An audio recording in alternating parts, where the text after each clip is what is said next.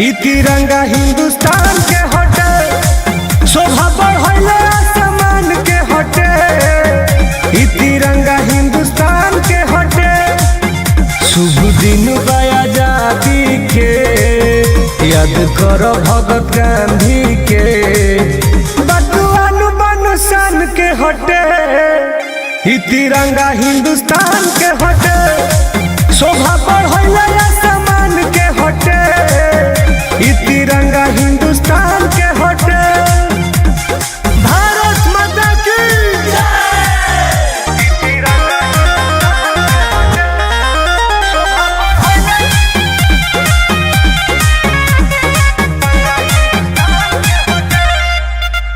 कहे ना घमंड से चौड़ा करब छाती, किस्मत से मिलल बा भारत के माटी, हमें गर्व होता है। कहे ना घमंड से चौड़ा करब छाती, किस्मत से मिलल बा भारत के माटी। आगे सुनो। देश अमन या शांति के है, ई भूमि नया क्रांति के है।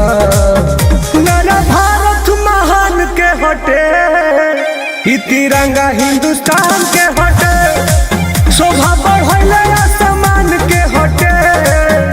ई तिरंगा हिंदुस्तान के हटे। जान है भारत, शान है भारत।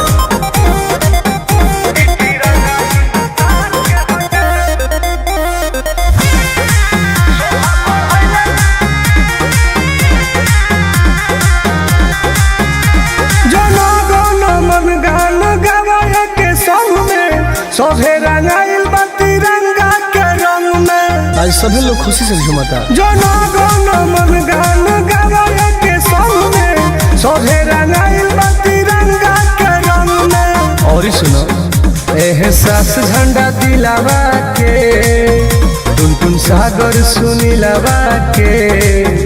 ई निशानी स्वाभिमान के हटे, ई तिरंगा हिंदुस्तान के हटे, शोभा बढ़ले आसमान के हटे।